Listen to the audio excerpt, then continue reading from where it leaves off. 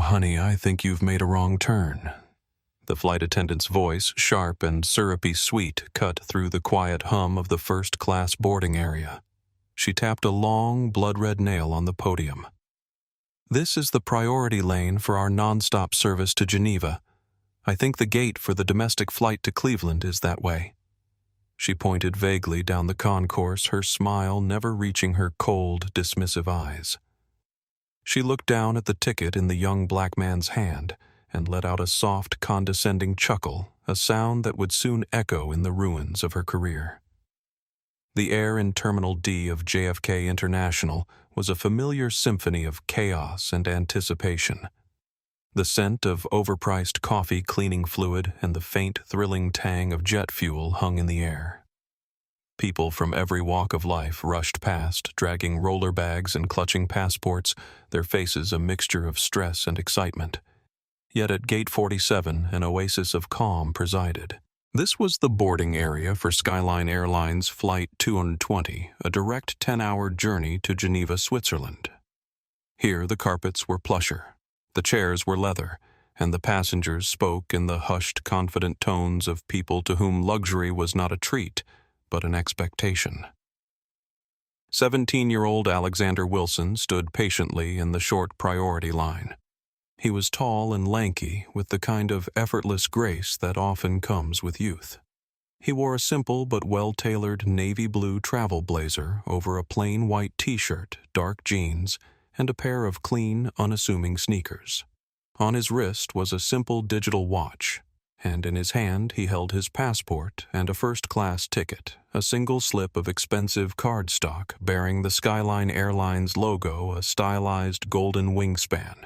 He was listening to music through a pair of high-end earbuds, a gentle jazz trio that helped him tune out the terminal's noise and focus on the exciting prospect of his summer internship. Before we dive deeper into this story, where are you watching from? Drop your city in the comments. And if you've ever been underestimated because of how you look, hit that subscribe button and give this video a like. The terminal bustled around Alex, but in his private soundscape of piano bass and drums, he found a moment of peace. His eyes drifted to the massive windows where Skyline's flagship aircraft waited, its polished white fuselage gleaming in the afternoon sun. The sight still gave him a small thrill, not because of the luxury it represented, but because of what it meant to his family, the realization of his father's vision. Two gray-haired passengers ahead of him were greeted with warm smiles and effusive welcomes. "Have a wonderful flight, Mr. and Mrs. Thornton." The attendant practically cooed at them. Alex removed one earbud as he stepped forward next in line. Alex Wilson had grown up in the shadow of aviation greatness. His father, James Wilson, had built Skyline Airlines from a two-plane regional carrier into a global aviation powerhouse. But unlike many heirs to business empires, Alex had never been permitted to coast on his father's success. The world will give you nothing you don't fight for. Alex, his father, had said 1,000 times, "Privilege is a starting line, not a finish line." Those words had shaped Alex's childhood and adolescence. While his peers at private school flaunted their family connections, Alex had deliberately kept his low profile. He'd earned his place at the prestigious Thompson Academy through a blind academic scholarship application. He joined the debate team, the engineering club, and maintained a perfect GPA, all while learning the fundamentals of his father's business during weekends and holidays. This summer internship in Geneva wasn't a gift. He'd spent the last year meticulously preparing for it. It wasn't just a trip. It was a rite of passage, 3 months working in the international finance division of one of his father's subsidiary companies. He'd earned it with his grades, his independent projects, and a presentation that had genuinely impressed a board of directors who thought they were merely humoring the boss's kid. As the line inched forward, Alex reflected on the path that had led him to this moment. His mother had passed away when he was just 8, leaving James Wilson to raise his only son alone. Perhaps that was why his father had been so insistent on preparing Alex for a world that would judge him not just by his last name, but by the color of his skin. The memory of his father's own struggle surfaced, a story James rarely told, but that had shaped their family's legacy. 25 years earlier, James Wilson had been denied a seat on a flight to a crucial business meeting despite having a confirmed ticket. The gate agent had insisted there must be some mistake that someone like him couldn't possibly have a business class reservation. By the time the situation was resolved, the flight had departed and James had missed the meeting that could have secured vital funding for his fledgling airline. I built Skyline, partly because I never wanted anyone to experience what I did that day James had told Alex on his 16th birthday. But I know the world hasn't changed as much as we'd like to believe. You'll have to be twice as good to get half as much respect. It's not fair, but it's reality. And the best response isn't anger, it's excellence. Alex had taken those lessons to heart. He'd learned to observe before reacting to document, rather than denounce, and to convert obstacles into opportunities. It was a philosophy that had served him well, and one he was about to put into practice in a way neither he nor his father could have anticipated. His thoughts drifted to Geneva, the pristine lake, the global finance hub, the opportunity to prove himself in a foreign environment. He imagined himself walking into the office on his first day, making a strong impression, establishing his own identity beyond the Wilson name. Have you ever had to maintain your dignity in the face of disrespect? Let us know in the comments below. Alex pulled out his earbuds completely, the gentle jazz replaced by the crisp, amplified voice of the gate agent announcing the final boarding call for first-class passengers. He stepped forward, ticket and passport in hand. The flight attendant manning the gate, Vanessa Powell, was a woman in her late 40s with meticulously coiffed blonde hair that seemed frozen in place by a cloud of hairspray. Her makeup was a mask of professionalism, but her eyes held a weary, judgmental glint. Her uniform was immaculate, every pleat precise, every gold button gleaming the perfect representation of Skyline's premium service image. What no one at the gate could know was that Vanessa's crisp exterior concealed a mounting personal bitterness. Her own son had recently been rejected from 3 universities, despite her sacrificing for years to afford his education. Meanwhile, she'd watched what she perceived as less qualified students receive scholarships and admissions, many of them minorities. Rather than examining the complex factors at play, she had channeled her disappointment into resentment, finding comfort in the belief that the system was rigged against people like us, as she often complained to colleagues. "Good afternoon, Alex," said his voice clear and confident. Vanessa took the documents without making eye contact, her fingers expertly tapping at her keyboard. Then she paused. Her eyes flicked from the screen to the ticket, and then, for the first time, up to Alex's face. A slow, condescending smile spread across her lips, a smile that was all teeth and no warmth. That's when she spoke the words that would set everything in motion. "Oh, honey, I think you've made a wrong turn." Alex blinked momentarily, confused. "I'm sorry. This is the priority lane for our non-stop service to Geneva," she said, her voice dripping with artificial patience as if explaining a complex concept to a small child. "I think the gate for the domestic flight to Cleveland is that way." She gestured vaguely with a flick of her wrist, not even bothering to look in the direction she was pointing. The jab, though nonsensical, was clear in its intent. It was designed to diminish to place him somewhere else, somewhere less. Alex felt a familiar hot flush of anger creep up his neck, but he pushed it down, his father's voice echoing in his mind. "Observe. Don't react." He kept his own voice even. "I believe I'm at the right gate. Flight 220 to Geneva." Vanessa's smile tightened. She picked up his ticket, holding it between 2 fingers as if it were a soiled tissue. "Right. This ticket." She let out a soft, airy chuckle. It wasn't a loud laugh, but in the relative quiet of the first-class lounge, it was as sharp as a slap. The couple in cashmere who were gathering their carry-ons nearby turned to look. "Seat 2A first class." She read aloud, her tone a perfect blend of mock surprise and utter disbelief. My. Did you win a competition? Or perhaps your employer is just incredibly generous. The implication hung poisonously in the air.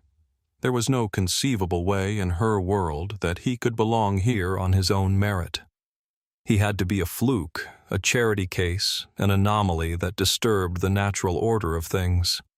For a brief electric moment, Alex felt the words rising in his throat. My father owns this airline. The revelation would be satisfying. He could picture Vanessa's smug expression crumbling into horror. His hand even twitched toward his wallet where he kept his company ID with the executive family designation. But he caught himself remembering his father's wisdom. The moment you use our name as a weapon, you've lost the real battle. An older man in a tailored suit standing nearby raised an eyebrow, his attention caught by the exchange. His eyes, shrewd and observant, moved from Vanessa to Alex, taking in the situation with quiet assessment. Is there a problem with my ticket? Alex asked, his voice level despite the tension building inside him. A middle-aged woman in line behind Alex cleared her throat loudly, her disapproval aimed squarely at Vanessa. For heaven's sake, just process his boarding pass. We'd all like to get on the plane sometime today. Vanessa's smile vanished, replaced by a mask of cold, bureaucratic indifference. There's no problem. She clipped her voice now hard. She scanned his ticket with a violent, angry motion. The machine beeped its sterile confirmation. It just seems unlikely. She slapped his passport and boarding pass down on the counter. Enjoy your flight, sir. She said the word, sir, now loaded with a thick, sarcastic venom. She turned away from him before he had even picked them up, already focusing on the next passenger with a renewed and pointedly warmer smile. The older man in the suit frowned slightly, his gaze lingering on Alex with what appeared to be a mixture of curiosity and concern. The woman who had spoken up gave Alex a small nod of solidarity as he collected his documents. From nearby, a young white businessman in an expensive suit sneered to his companion just loudly enough to be heard. That's what affirmative action looks like. Taking spots from people who earned them. His friend chuckled uncomfortably, glancing around to see if anyone had overheard. Alex absorbed it all, cataloging each reaction, each microaggression, each small act of solidarity or complicity. This wasn't just about one rude gate agent anymore. It was a window into how people behaved when confronted with someone they perceived as out of place in their exclusive world. Alex stood motionless for a moment, his hand resting on his passport and ticket. The insult still rang in his ears, clear as the boarding announcements overhead. He could have said 1,000 things. He could have told her exactly who he was. He could have pulled out his phone and made a call that would have ended her career right there on the plush carpet of Gate 47. But that wasn't his father's way, and it wasn't his. A public spectacle would be emotional and unsatisfying. True consequences were organizational, not theatrical. Instead, he chose his words carefully. I'm simply a paying passenger, ma'am. Thank you for your assistance. The ma'am was a deliberate choice, a small act of asserting his own maturity and civility in the face of her rudeness. It seemed to irritate her more than any insult could have. As Alex walked down the jet bridge, the hushed conversation of the couple behind him reached his ears. Well, I never, the woman whispered. The nerve of some people. Alex wasn't sure if they were talking about him or Vanessa. He suspected it was him. Another passenger, a young Asian woman who had witnessed the exchange, caught up to him in the jet bridge. That was incredibly handled, she said quietly. I would have lost my cool completely. Thank you, Alex replied, genuinely appreciative of the unexpected support. I've been there, she added. Different stereotype, same dismissal. With a small smile, she moved ahead to her seat in business class. He stepped onto the aircraft, the cool, recycled air a welcome change. A different flight attendant, a man with a kind face and tired eyes, greeted him at the door. His name tag read, Michael Garcia. Welcome aboard, sir. Can I show you to your seat? Michael's smile was genuine, his tone respectful. Thank you. 2A. Alex set his voice steady despite the lingering tremor of humiliation. Michael nodded. Right this way, one of our best suites on the aircraft. Alex found his seat a spacious private suite with its own door, a lie-flat bed, and a large entertainment screen. It was the pinnacle of commercial air travel. He stowed his carry-on and settled into the soft leather, the insult still ringing in his ears. It just seems unlikely. He looked out the small window at the ground crew moving about on the tarmac. He knew this airline. He knew its history, its fleet, its corporate structure. He knew the name of the CEO, the man who had built it from 2 leased airplanes into a global titan of aviation. He knew him because he saw him every morning at the breakfast table. Alex took a deep breath. Vanessa had no idea. She thought she had just put some upstart kid in his place. She couldn't possibly comprehend that she had just laughed in the face of Alexander Wilson, the only son of James Wilson, the founder and owner of the very airline that paid her salary. And Alex, sitting quietly in seat 2A, decided he wouldn't enlighten her. He would simply observe. The flight to Geneva was long. He would give her every opportunity to show him who she really was. "Can I get you anything before takeoff?" "Mr. Wilson," Michael asked, approaching with a tablet in hand. "Just some sparkling water with lime, please," Alex replied. Michael nodded. "Right away, sir." As Michael walked away, Alex noticed that the older gentleman who had observed the gate incident was being seated across the aisle in 3B. Their eyes met briefly, and the man gave him a small, almost imperceptible nod, a gesture that somehow contained both acknowledgement and apology. The cabin door sealed with a heavy, satisfying thud, shutting out the noise of the terminal and cocooning the first-class passengers in a world of quiet efficiency. Alex slid the door of his suite partially closed, creating a semblance of privacy. He watched as the flight attendants moved through the cabin, their motions practiced and precise. What Alex couldn't know was that in exactly 10 hours, the career of Vanessa Powell would come crashing down around her, dismantled not by a teenager's vengeance, but by her own actions documented with clinical precision. The first-class cabin of Skyline Flight 220 was a masterpiece of luxury aviation design. Just 8 private suites arranged in a 1-2-1 configuration, each with sliding doors that could transform the space into a private sanctuary. The cabin's color palette was understated elegance, cream, leather walnut accents, and brushed gold fixtures. Soft lighting glowed from hidden sources, creating an atmosphere of exclusive tranquility.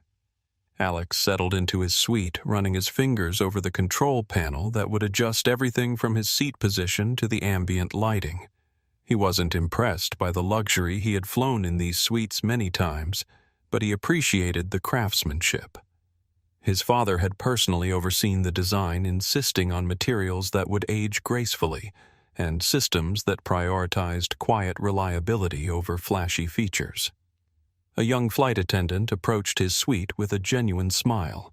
Her name tag read, Sofia Rodriguez. "Welcome aboard, Mr. Wilson," she said, glancing quickly at her tablet. "May I offer you a pre-departure beverage? Perhaps champagne, or our signature elderflower spritz. Sparkling water with lime would be perfect." "Thank you," Alex replied. Sophia nodded. "Of course. And would you like a hot towel before we depart?" "Yes, that would be nice." She returned moments later with a crystal glass of sparkling water, precisely garnished with a perfect lime wedge, and a hot towel on a small porcelain dish. Her service was elegant and respectful, with no trace of the condescension he'd experienced at the gate. As Sophia moved on to the next passenger, Vanessa entered the first-class cabin. Her polished demeanor was back in place, her smile as wide and artificial as it had been at the gate. She moved through the aisle, her eyes scanning the passengers. When her gaze fell on Alex, it was for only a fraction of a second, but he saw a flicker of annoyance, a tightening around her mouth before she moved on. She was a master of the microaggression, the small, almost imperceptible acts of disrespect that could be so easily denied. She greeted the older couple from the gate with excessive warmth, fussing over their comfort, before completely bypassing Alex's suite to attend to a businessman further down the cabin. The man in 3B, whose name Alex would later learn was Judge Thomas Bennett, observed this with a slight narrowing of his eyes. He was in his mid-60s with silver hair and the dignified bearing of someone accustomed to authority. When Vanessa moved away, he caught Alex's eye again and gave a small knowing nod. Michael, meanwhile, continued his own rounds. His name tag identified him as the cabin service director, the lead flight attendant for the premium cabins. He paused at Alex's suite. "Everything comfortable for you, Sir Michael?" asked, his smile genuine. "Yes, thank you." "It's great," Alex replied. "Excellent. My name is Michael.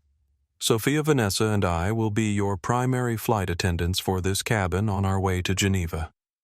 If there's anything at all you need, please don't hesitate to ask." Just then, Vanessa passed by again. She overheard the exchange and chimed in, her voice cloying. "Yes, anything at all within reason, of course." She gave Alex a look that seemed to size him up, as if expecting him to ask for something outrageous. Michael shifted uncomfortably, a brief look of apology flashing in his eyes before he moved on to the next passenger. Alex noted the interaction. Michael was not an ally, not yet. He was a bystander, uncomfortable with Vanessa's attitude but unwilling to challenge it. Once out of earshot, Michael pulled Vanessa aside in the galley. "What are you doing?" he whispered urgently. That comment was unnecessary. "What comment?" Vanessa replied innocently. "I was just clarifying our service parameters. No, you were singling him out, just like at the gate." Michael had witnessed part of the boarding interaction while preparing the cabin. Vanessa's expression hardened. "Look, I've been doing this job for 22 years. I know when someone doesn't belong, and trust me, that kid is out of place here." "That's not your call to make," Michael countered. "He has a valid ticket. He deserves the same service as everyone else." "You're too soft, Michael," Vanessa scoffed. "People take advantage when you don't maintain standards. Standards of service, yes. Not standards of who belongs based on how they look." Michael's frustration was evident, but his voice remained low. Vanessa shrugged. "You'll learn." She grabbed a tray of welcome drinks and walked away, effectively ending the conversation. Michael hesitated, then returned to his duties, his discomfort visible in the tension of his shoulders.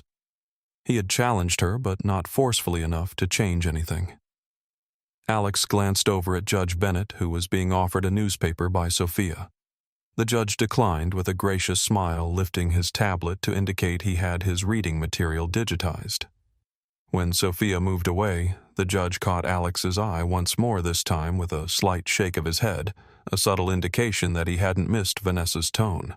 The flight took off smoothly, ascending into the deepening twilight over the Atlantic.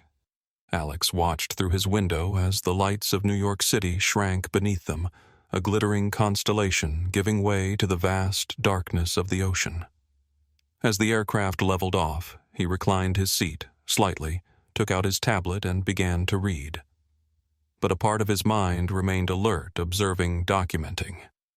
Not out of vindictiveness, but from a place of measured assessment. Once they reached cruising altitude, the ballet of first-class service began. Hot towels were distributed, menus were presented, and drink orders were taken. Sophia handled the forward section of the cabin while Michael took the aft where Alex was seated. Yet Vanessa seemed to make a point of inserting herself into Michael's territory whenever she passed by Alex's suite. "Our dinner service will begin shortly," Michael informed Alex, handing him an elegantly printed menu. "Would you care for something to drink while you decide?" "Just another sparkling water, please," Alex replied. Michael nodded and moved on to Judge Bennett. Moments later, Sophia delivered Alex's water with a friendly smile before continuing her service routine. Everything was proceeding with the clockwork precision that Skyline Airlines was known for. The cabin lights dimmed slightly, creating a more intimate atmosphere as the meal service began. The senior passengers were served first, a standard protocol that Alex understood and respected. Michael approached his suite to take his dinner order. "I'll have the seared salmon, please," Alex said to Michael. Vanessa, passing by with a tray of appetizers, paused in the aisle. She let out a little sigh, just loud enough for Alex to hear. "The salmon is a very popular choice tonight," she said to no one in particular. "Hopefully we'll have enough." It was a subtle dig, another insinuation that he was somehow taking something that wasn't meant for him. Michael's face flushed slightly, and he quickly reassured Alex. "Don't you worry, sir. Your choice is locked in. We always provision for every passenger's first choice in this cabin." As Michael moved away, Vanessa lingered. "Perhaps you'd like to consider the chicken instead. It's equally delightful." Alex met her gaze directly. "I'm quite set on the salmon, thank you." She maintained her artificial smile. "As you wish." But as she turned away, he heard her mutter under her breath, "So entitled." Michael, who had overheard, stepped back toward Vanessa and whispered something in her ear. She looked annoyed but moved on to another passenger. Judge Bennett, who had witnessed the exchange, leaned slightly across the aisle. "Persistent, isn't she?" he remarked quietly. "Quite?" Alex agreed. "Thomas Bennett," the judge said, extending his hand across the aisle. "Alex Wilson," Alex replied, shaking it. A flash of recognition passed across Judge Bennett's face at the surname, but he made no immediate comment on it. Instead, he said, "I don't typically involve myself in others' business, but that interaction at the gate was remarkably inappropriate." You noticed that Alex asked. "I've spent 40 years on the federal bench observing human behavior," the judge replied. "Discrimination rarely announces itself with a bullhorn these days. It whispers in loaded phrases and manifests in small inequities. I've seen it in my courtroom too often to miss it." From a few rows up, a passenger in his 40s turned around to glance at their conversation, his expression disapproving. "Some of us are trying to relax," he said pointedly. Judge Bennett raised an eyebrow. "Interesting. I don't recall the gentleman in 4C expressing similar concerns when the couple in 1A and 1B were discussing their vineyard tour rather loudly for 20 minutes. The passenger in 4C reddened slightly and turned back around. The judge gave Alex a knowing look. "Another data point for your collection, I suspect.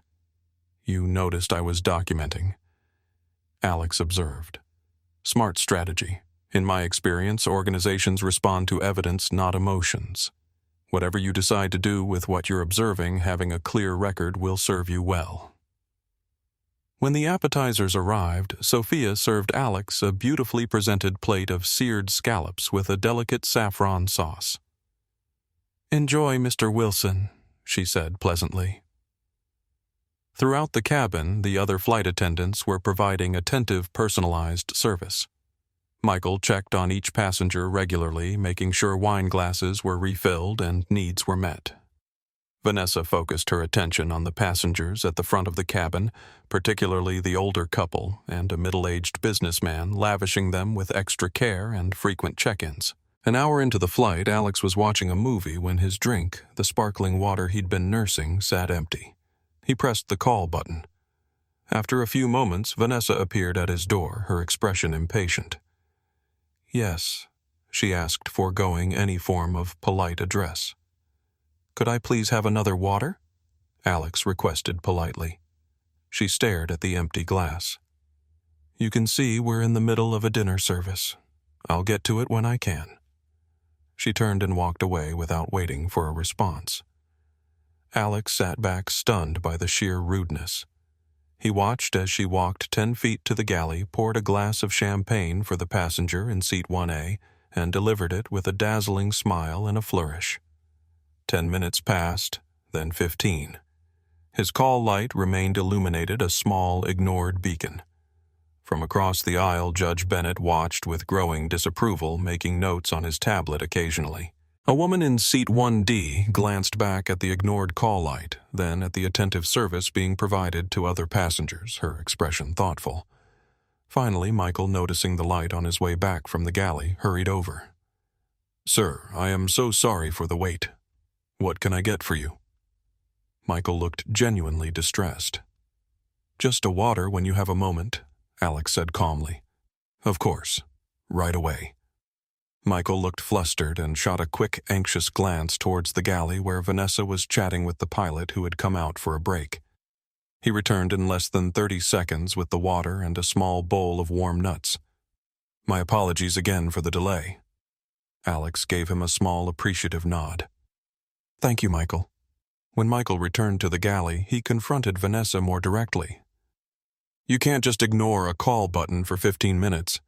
That's basic service.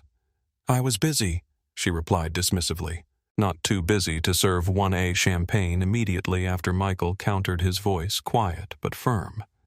This isn't acceptable, Vanessa. If you have an issue with a passenger, you need to set it aside or ask one of us to handle it. Are you telling me how to do my job? She challenged. I'm reminding you what our job is, Michael replied. And it's not to decide who deserves service based on personal judgment. Sophia, who had overheard, gave Michael a small nod of support. Vanessa noticed and rolled her eyes. Fine. You two can coddle the charity case if you want. I have actual first-class passengers to attend to. She walked away, leaving Michael and Sophia exchanging concerned glances.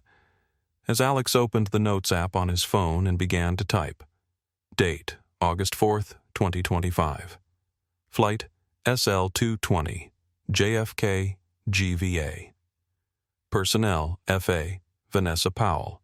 CSD, Michael Garcia. FA, Sofia Rodriguez. Incident 1. Boarding gate 47, approx. 1845, EST. F.A. Powell expressed disbelief at my first-class ticket. Stated, I think you've made a wrong turn, and, did you win a competition? Laughed at ticket. Incident 2, approx 2030. EST. During pre-dinner service, F.A. Powell implied I was taking a meal choice salmon that might be needed for other passengers. Suggested I order chicken instead with comment, so entitled, when I declined. Incident 3, approx to 21:15. EST. Ignored call button for over 15 minutes for a water refill request. Served other passengers during this time. Request fulfilled by CSD Garcia, who apologized for the delay. Alex was meticulous, listing times-specific quotes and the names of the personnel involved. He even noted the presence of witnesses passenger in 3B. Thomas Bennett observed incidents 1, 2, and 3 showing visible disapproval. Passenger in 1D observed incident 3. This was no longer about his feelings or a personal insult. This was data. It was evidence of a breakdown in service, a failure of the values his father had championed when he founded Skyline Airlines. Every passenger from the last row of economy to the front seat of first is our guest. Treat them with dignity. Vanessa wasn't just being rude to him. She was actively undermining the very foundation of the company brand. This pattern continued for the next few hours. Small requests met with Vanessa's pointed delays and dismissive attitude, often corrected by a harried and apologetic Michael. She forgot to clear Alex's dinner tray until well after everyone else's had been collected. She spoke to the passengers around him with cheerful familiarity, but addressed him only with curt monosyllabic questions. Done? She asked when she finally came to collect his tray. Not, did you enjoy your meal, or may I clear this for you, as she had asked other passengers. Alex wasn't angry anymore. He was something else, fascinated. He was witnessing a case study in prejudice. Vanessa's behavior wasn't just about race. It was intertwined with class and entitlement. In her mind, the first-class cabin was a sanctuary for a certain type of person, and he did not fit the profile. His very presence was an affront to her sense of order. Around the cabin, other passengers were beginning to notice the pattern. An elderly woman in 5A frowned as she observed Vanessa bypass Alex's suite during the snack service. The businessman in 4C, who had earlier complained about Alex's conversation with Judge Bennett, now watched with a mixture of discomfort and perhaps a dawning recognition of his own complicity. A young couple in the center suites whispered to each other occasionally, glancing at Alex with sympathy. Not everyone noticed or cared. Several passengers were absorbed in movies or sleeping. but a growing subset of the cabin had become unwitting witnesses to what was unfolding. Michael became increasingly uncomfortable with the situation. During a quiet moment in the galley, he confided in Sophia. "I should say something more directly," he admitted. "This isn't right." "It's tricky," Sophia replied. "She has seniority, and you know how management usually sides with experience. Seniority doesn't give her the right to treat passengers differently," Michael argued. "I've seen her do this before with other passengers who don't fit her idea of first class. Usually not this blatantly, but the pattern is clear." "What happened the last time you reported similar concerns?" Sophia asked. Michael's expression darkened. "They said there was insufficient evidence of a pattern. Just isolated incidents that could be explained by miscommunication or service pressures. And that's why documentation matters," Sophia said pointedly. "If more of us spoke up consistently with specific examples, maybe something would change." Michael nodded thoughtfully. "You're right. I'm going to be more direct with her. And if that doesn't work, I'll document everything for a formal report." He continued to do his best to compensate for Vanessa's behavior, offering Alex extra attention whenever possible. It created an odd dynamic where Alex received either the worst or the best service on the aircraft with little middle ground. Alex continued to document each incident. Incident 4, approx. 22:20 EST. Dinner tray left at my seat for approximately 25 minutes after all other passengers in vicinity were cleared. Cleared by CSD Garcia. Incident 5, approx. 23:05 EST. During turn-down service, F.A. Powell skipped my suite entirely. When I requested turn-down service via call button, she replied, "I thought young people preferred to do things for themselves." Service eventually provided by F.A. Rodriguez, who apologized. Incident 6, approx. 23:40 EST. Overheard F.A. Powell telling passenger in 1D that they were her favorite kind of first-class passenger while glancing in my direction. Judge Bennett in 3B was becoming increasingly aware of the situation. The distinguished gentleman had been observing the interactions with a look of growing disapproval. After the turn-down service incident, he caught Alex's glance and gave him a subtle, sympathetic shake of his head. During a quiet moment when most passengers were either watching movies or beginning to sleep, Judge Bennett leaned slightly across the aisle. "Young man," he said in a low voice, "I couldn't help but notice the inconsistency in service you're receiving." Alex nodded slightly. "Yes, sir. It's been interesting to observe. I admire your composure," the judge continued. "Most people would have made a scene by now. I find documentation more effective than confrontation," Alex replied. Judge Bennett's eyes flickered to Alex's tablet where his detailed notes were visible. A small smile of approval crossed his face. "Smart. Very smart." He extended his hand across the aisle. "Thomas Bennett." "Alex Wilson." Alex replied, shaking the offered hand. "Wilson," Judge Bennett repeated thoughtfully. "Any relation to James Wilson by chance?" Alex hesitated, then nodded slightly. "He's my father." The judge's eyebrows rose slightly. "I see." He leaned back in his seat, processing this information. "You know, I've had the privilege of meeting your father several times. We served together on a commerce commission about 15 years ago." I didn't know that, Alex said, genuinely surprised. "He's a remarkable man," Judge Bennett continued, "particularly given the obstacles he faced building his company." "You know about that?" Alex asked. "Some," the judge replied. "Enough to understand why he might have raised a son who responds to disrespect with such methodical poise rather than impulsive reaction." Alex smiled slightly. "He's always said that true character is revealed in how you treat people when you have nothing to gain from them. And true leadership is shown in how you respond when disrespected," Judge Bennett completed the saying. "Yes, that sounds like James." He studied Alex for a moment.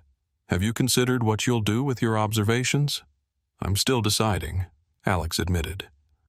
I don't want this to just be about one flight attendant behaving poorly. There's something larger at work here. Perceptive Judge Bennett nodded. In my years on the bench, I've seen how individual incidents often reveal wider patterns within organizations. What behaviors are tolerated, what complaints are dismissed, what problems are considered too inconvenient to address. Exactly, Alex agreed. And that's what I'm trying to understand. Well, should you need an additional witness statement at any point, I'd be happy to provide one the judge offered. I've been flying with Skyline for 20 years, and I've never seen such a clear case of, shall we say, selective service. Thank you, sir. I appreciate that. As they spoke, Vanessa walked by, her eyes narrowing slightly at their interaction. She paused at Judge Bennett's suite. Is everything all right, Judge Bennett? Can I get you anything? No, thank you, Ms. Powell. Just having a pleasant conversation with my fellow passenger. His tone was polite but cool. Vanessa's eyes darted to Alex, then back to the judge. Well, if you need anything at all, please don't hesitate to ask. We want our premium passengers to have the very best experience. The emphasis on premium was subtle but unmistakable. I'm sure you do. Judge Bennett replied, his gaze steady and evaluating. I'm sure you do. After Vanessa moved away, the judge looked at Alex with a raised eyebrow. Adding that exchange to your notes. I presume? Alex nodded, already typing. Incident 7, he murmured. As the night progressed and most passengers began to sleep, Alex found himself unable to do the same. The documentation had become a mission not out of spite but out of a sense of professional integrity. His father had built this airline on principles of respect and dignity. What he was witnessing was a betrayal of those principles. At approximately 2:30 a.m. Eastern Time, as the aircraft cruised over the middle of the Atlantic, the smooth journey was interrupted. A sudden sharp jolt shook the aircraft, followed by a series of smaller bumps. The seatbelt sign pinged on, and the captain's calm, reassuring voice filled the cabin. Folks, we're just hitting a small patch of unexpected turbulence. Nothing to be concerned about, but for your safety, please return to your seats and fasten your seatbelts. Most passengers slept through it, but a nervous-looking woman in seat 4A let out a small gasp. Her name, Alex had overheard earlier, was Laura Johnson, a business executive traveling to a conference in Switzerland. She had mentioned to Sophia during boarding that she had a fear of flying, but managed it with meditation techniques. Vanessa, who was nearest to her, rolled her eyes almost imperceptibly before plastering on her service smile. It's just a few bumps, ma'am. Perfectly normal, she said, her tone more dismissive than reassuring. Ms. Johnson still looked panicked, her knuckles white as she gripped the armrests. I'm sorry, she whispered. I know it's irrational, but I can't help it. Well, there's nothing I can do about turbulence, Vanessa replied, already turning away. Just stay in your seat until the sign goes off. Alex, an aviation enthusiast since childhood, recognized the feel of the turbulence. It wasn't dangerous, just uncomfortable. He'd spent countless hours in simulators and on short-haul flights with his father's chief pilots. He knew the aircraft's response, the sound of the engines adjusting the subtle shifts in the airframe. Seeing Ms. Johnson's distress and Vanessa's dismissal, Alex considered intervening.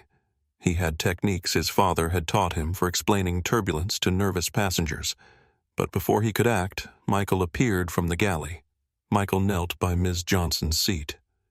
It can be a bit startling, can't it? He said softly. But I promise you this plane is designed to handle far worse. Think of it like a boat on a choppy sea. It feels dramatic, but the boat is perfectly safe. He placed a reassuring hand briefly on the armrest near hers. Can I get you a glass of water? Sometimes small sips can help regulate your breathing. His calm empathy worked instantly. Ms. Johnson's shoulders relaxed, and she gave him a grateful nod. That would be wonderful, thank you. Vanessa watched the exchange with a flicker of resentment, as if Michael's competence was a personal slight against her. She moved to the galley ostensibly to prepare for any service requests that might come from the turbulence wake-up. But Alex noticed her muttering something to Sophia, who looked uncomfortable with whatever was being said. Wasting time coddling them just encourages the drama, Vanessa was saying, just loudly enough for Alex to overhear. In my day, people handled their own anxieties without needing a therapy session from the crew. Sophia's response was too quiet to hear, but her expression suggested disagreement. There was a hierarchy at play that prevented her from challenging Vanessa directly, but her body language spoke volumes. The turbulence continued for about 20 minutes, enough to disturb the sleep of several passengers. Judge Bennett was among those awakened. He adjusted his seat to a more upright position and accepted a glass of water from Michael. "Everything okay over there?" the judge asked Alex, who was still awake and reading. "Yes, sir. Just some normal chop. Nothing to worry about." Judge Bennett nodded. "You seem to know a bit about aviation." Alex smiled slightly. "You could say it's in my blood. I imagine growing up with James Wilson as your father would immerse you in the world of aviation from an early age," the judge observed. "I still remember a case I presided over years ago involving airline safety regulations. Your father testified as an expert witness. His knowledge was encyclopedic, but what impressed me most was his unshakable commitment to passenger dignity regardless of ticket price. He believed that respect wasn't a luxury upgrade. He still says that Alex replied. It's been one of his core principles from the beginning, which makes what's happening now all the more ironic," Judge Bennett noted, glancing toward Vanessa, who was now making a perfunctory walk through the cabin. "I'd prefer if my identity stayed between us for now," Sir Alex said quietly. Judge Bennett nodded. "Of course. I admire your approach, young man. Most people in your position would have pulled rank immediately. That's not how my father taught me to handle situations like this," Alex replied. "He always says that true character is revealed in how you treat people when you have nothing to gain from them, and true leadership is shown in how you respond when disrespected." Wise words, the judge said. And from what I'm seeing, the apple didn't fall far from the tree. As the turbulence subsided and the seatbelt sign was switched off, Vanessa made a perfunctory walk through the cabin. "Everything all right here?" she asked, addressing the question generally to both Alex and Judge Bennett, though her eyes rested only on the latter. "I'm fine, thank you," the judge replied, then added pointedly. "And you? Mr. Wilson? Are you comfortable?" The direct inclusion of Alex in the conversation forced Vanessa to acknowledge him. Her smile tightened. "Yes. How are you doing?" "Sir." The hesitation before "sir" was slight but noticeable. "I'm well, thank you," Alex replied politely. As Vanessa moved away, Judge Bennett caught Alex's eye. "Add that to your list as well," he suggested quietly. The contrast in service levels during a moment of potential stress can be very telling. Alex nodded, making another note on his tablet. The documentation was becoming comprehensive, a clear pattern emerging not of isolated rudeness, but of consistent targeted behavior.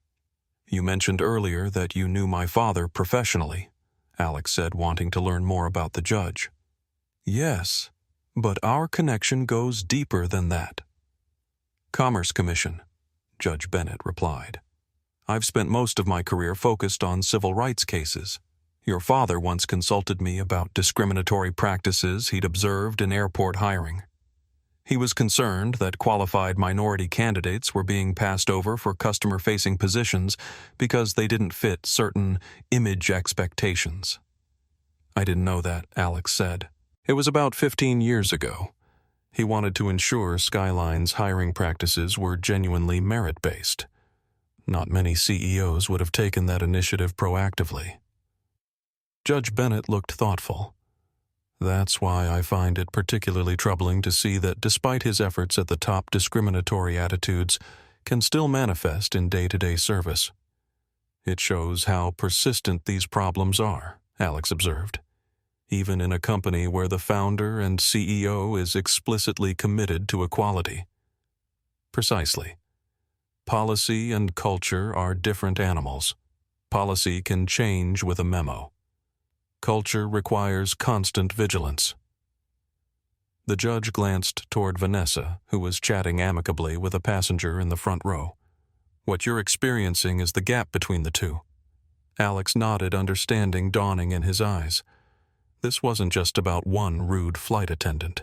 It was about the distance between corporate values and frontline reality, a challenge that would one day be his to address when he stepped into his father's role. It was during the quiet lull after the turbulence with the cabin returned to its previous tranquility that Vanessa's curiosity, now a festering obsession, got the better of her again. She strolled down the aisle, feigning a check on the sleeping passengers. She paused once more at Alex's suite. He had his reading light on the soft glow illuminating his face as he continued to document the flight's events on his tablet. Still awake, she asked. Her tone had shifted slightly. The overt hostility was gone, replaced by a kind of predatory curiosity. The information about Alex's booking had created a puzzle she couldn't solve, and it was clearly bothering her. Just reading Alex said not looking up from his tablet. That corporate account your ticket was booked on, she began dropping all pretense of subtlety. I'm just a stickler for the rules, you see. We have to be sure who's flying with us, security protocols and all. The name on the account is James Wilson. Is he your employer? Alex finally looked up at her, his expression unreadable. He could see the gears turning in her head. She was trying to connect the dots, a young black man, an exclusive corporate account, a powerful name. The narrative she had constructed in her mind, the charity case, the sponsored boy, was crumbling. But she hadn't yet grasped the reality. For a moment, Alex considered maintaining the ambiguity, letting her continue to speculate. But something in him, perhaps a desire to see if the truth would change her behavior, or perhaps simply a weariness with the game, made him decide to give her a single, simple truth. James Wilson is my father. The statement landed in the quiet cabin with the force of a physical blow. Vanessa froze, her professionally applied smile faltering, twitching at the corners. For a full 3 seconds, she just stared at him, her brain seeming to buffer, trying to process the information. Your father, she repeated, her voice a dry whisper. Alex simply nodded. Yes. Vanessa's mind raced. Wilson. She had seen the name on the passenger manifest, of course. Elias Wilson. But it hadn't clicked. Wilson was a common enough name. It couldn't be. It was just impossible.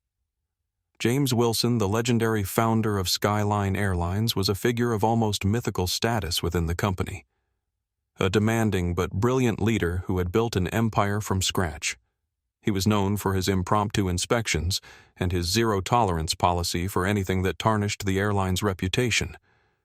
But She began, then stopped herself. I'm what Alex asked, his voice suddenly hard-edged. Vanessa realized she was on dangerous ground. You're so young, she said, attempting recovery. I didn't realize he had a son your age. He doesn't discuss his family much publicly, Alex replied, his tone neutral again. Security concerns. She tried to laugh it off, a brittle cracking sound. That's quite a coincidence. Wilson is such a common name. I don't imagine my own name.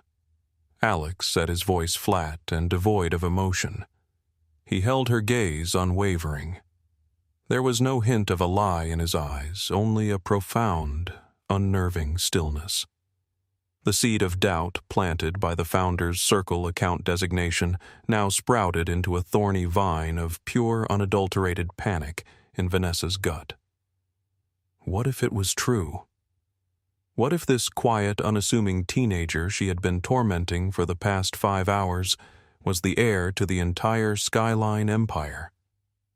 She thought back to every interaction, the condescending welcome at the gate, the laugh, the sarcastic comments about the salmon and his sponsor, the deliberate petty delays in service. Each memory was now a nail being driven into her own coffin. Her blood ran cold. The cabin, which had felt comfortably warm moments before, now seemed frigid. "Excuse me," she mumbled, turning abruptly and making a beeline for the galley, her confident stride now a panicked shuffle. Michael was there, wiping down a counter. He looked up, surprised by her sudden pale appearance.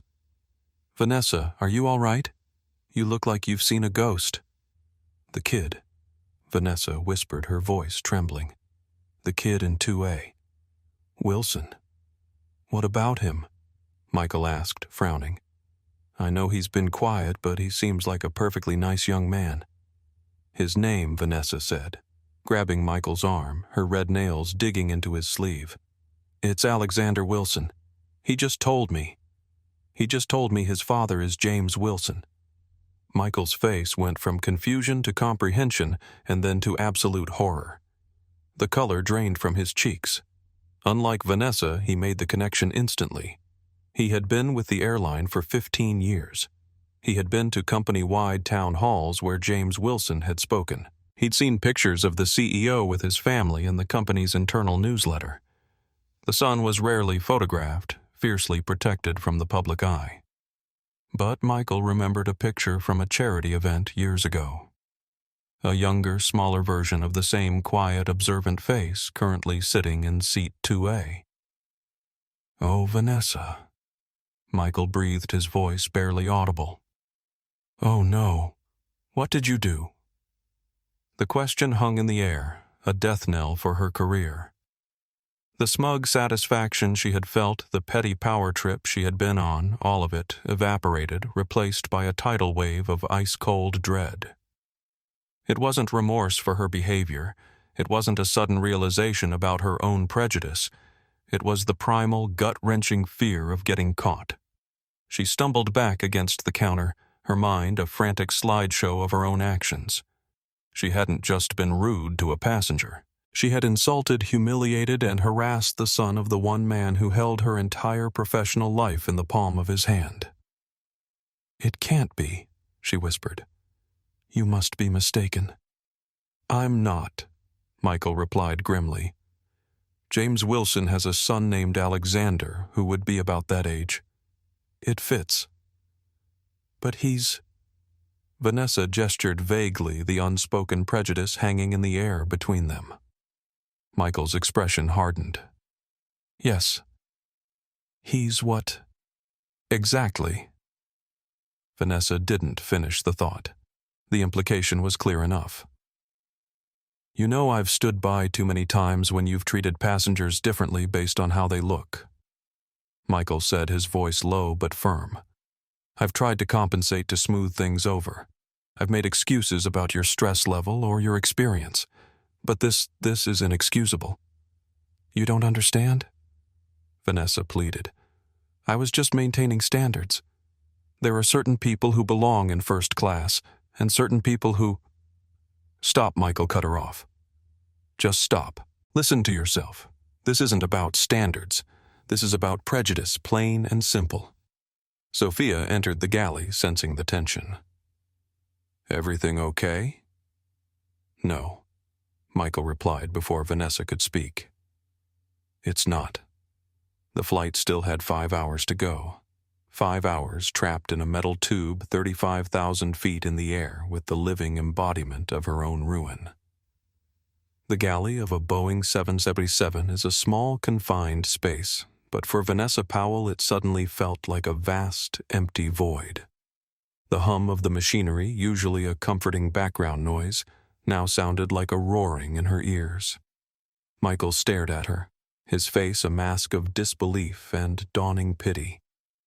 "What do you mean? What did I do?" Vanessa hissed, her voice a frantic whisper. She was defensive, terrified. "I didn't do anything. I treated him like any other passenger." Michael just looked at her, his expression saying everything. He had been there. He had seen it all, the condescending tone, the ignored call light, the snide remarks. He had been her unwilling audience, compensating for her behavior throughout the flight. "Vanessa," he said, his voice low and serious, "I was right there. You need to go and apologize to him right now. Maybe you can fix this. Fix it. Vanessa's laugh was sharp and hysterical. How do I fix it? Go up to him and say, "Sorry I treated you like dirt. I didn't realize your father was a billionaire who could fire me with a single text message. He'll see right through it. It's better than doing nothing," Michael insisted. "Go be the best flight attendant he has ever seen for the rest of this flight. Maybe he won't say anything." The hope in Michael's voice was faint, but it was all Vanessa had. The idea of the quiet young man simply letting it all slide was a fantasy. She had seen his eyes. They weren't angry or vengeful. They were calm, observant, and deeply intelligent. It was the look of someone who doesn't forget. Sophia, who had been listening silently, spoke up. "Vanessa, I've only been flying with you for 6 months, but I've seen how you treat certain passengers differently. I've never said anything because you have seniority, and frankly, I was afraid of making waves as a new hire. But Michael's right. This has gone beyond unprofessional into something much worse." "Don't lecture me," Vanessa snapped. "You have no idea what this industry was like before you showed up with your perfect smile and your liberal arts degree." "This isn't about the industry," Sophia replied calmly. This is about basic human respect." Vanessa felt cornered, attacked from all sides. "I've given everything to this airline 22 years of my life. I've missed my son's birthdays, my anniversary dinners, and that gives you the right to decide who deserves respect based on how they look." Michael interrupted. "That's not how it works, Vanessa. That's never how it worked." Panic gave way to a desperate, fumbling attempt at damage control. Her mind, which minutes before had been filled with petty grievances, was now working furiously trying to construct a new reality, a new narrative where she was the victim of a misunderstanding. She took a deep breath, straightened her uniform, and forced the professional mask back onto her face. It felt heavy, like a lead shield. "You're right," she said, her voice tight. "You're right. Service. Impeccable service." She strode out of the galley, her movements stiff and robotic. Her first stop was Alex's suite. She approached with a wide, trembling smile that looked more like a grimace. "Mr. Wilson?" She began, her voice several octaves higher than usual. "I was just thinking, you've been reading for so long your eyes must be tired. Could I bring you a hot towel or perhaps a snack? We have a lovely cheese plate or some Belgian chocolates." Alex looked up from his book. He saw the sweat beading on her upper lip. He saw the frantic, desperate energy in her eyes. He saw the terror masquerading as kindness. It was in its own way more insulting than her earlier contempt. "No, thank you, Vanessa," he said, his voice perfectly level. He used her first name deliberately, a subtle reminder that he knew exactly who she was. Her smile faltered. "Of course. Well, if you change your mind anything at all, I think I'll try to get some rest now," Alex interrupted gently but firmly. She backed away from his suite as if it were radioactive. "Of course. Rest well, Mr. Wilson." As she retreated, Alex caught Judge Bennett's eye. The older man had been watching the exchange with interest. He gave Alex a knowing look, one eyebrow raised in silent question. Alex merely shook his head slightly and returned to his book. For the next several hours, Vanessa Powell became a caricature of a perfect flight attendant. She was a whirlwind of frantic, obsequious activity, all of it centered on seat 2A. She hovered near Alex's suite, ready to pounce at the slightest sign of a need. She offered him drinks he didn't want, snacks he didn't ask for, and blankets he didn't need. Every 10 minutes, she would appear with a fresh bottle of sparkling water just to make sure it stays chilled, Mr. Wilson. Alex simply continued to read politely, declining each offer. His calm, quiet refusals were more unnerving to her than any outburst would have been. He wasn't giving her an opportunity to fix anything. He was simply not engaging. He had already seen who she was. This frantic performance was meaningless. The other passengers in first class began to notice. Judge Bennett watched Vanessa's bizarre targeted attention with a raised eyebrow. He had seen her earlier rudeness, and now saw this cloying, desperate overcompensation. It was obvious that something had changed, that the flight attendant had realized she'd made a catastrophic error. A middle-aged woman in 1D who had been observing the situation throughout the flight caught Alex's eye at one point and gave him a small, sympathetic smile. "Quite a performance," she mouthed silently, nodding toward Vanessa. Alex returned a slight smile but said nothing. He was maintaining his role as the observer, not the provocateur. Even the businessman in 4C who had earlier complained about Alex's conversation with the judge now watched the proceedings with uncomfortable awareness. There was a shift in the cabin's atmosphere, a collective recognition that something significant was unfolding, even if most passengers didn't know exactly what. Vanessa's panic was a palpable thing. With every polite "no thank you" from Alex, her internal terror grew. She replayed the scene at the gate over and over. "I think you've made a wrong turn." The words haunted her. How could she have been so stupid, so arrogant? She had built her identity on being able to size people up to know who belonged and who didn't. Her entire worldview, her sense of superiority had been shattered. She hadn't been perceptive. She had been a blind, blundering fool. She tried to talk to Michael again in the galley, looking for reassurance. "He's not saying anything," she whispered, wringing her hands. "He's just reading." Maybe it's a good sign, Michael suggested, but his eyes said otherwise. "You don't understand," Vanessa said, her voice breaking. "I laughed at his ticket. I laughed at James Wilson's son." To his face. Michael winced. "That's not good." "What do I do?" Vanessa pleaded. "Tell me what to do. Be professional. Do your job. That's all you can do right now," Michael replied, his tone suggesting he knew it was too little too late. As Vanessa walked away, Sophia approached Michael, concern etched on her face. "What's going on with her?" she whispered. "She's acting bizarre," Michael sighed. "The passenger in 2A. That's Alexander Wilson, James Wilson's son." Sophia's eyes widened. "The James Wilson, our founder. The one and only. And Vanessa has been less than welcoming to him." "Oh, no." Sophia's hand flew to her mouth. "She was horrible to him at the gate. I overheard her laughing about some kid who didn't belong in first class when we were preparing for boarding." Michael closed his eyes briefly. "It gets worse. She's been targeting him the entire flight, ignoring his call button, making comments the works. And he's been documenting it all." Sophia leaned against the galley wall, her face pale. "She's done, isn't she?" "I think we all know the answer to that," Michael replied softly. "And the tragedy is it shouldn't have taken the CEO's son being mistreated to make us confront this. How many other passengers has she done this to over the years?" Sophia nodded soberly. "Too many, I suspect. And most of them probably didn't have the power to do anything about it." "That's what makes this different," Michael said. "For once, she picked the wrong person to discriminate against.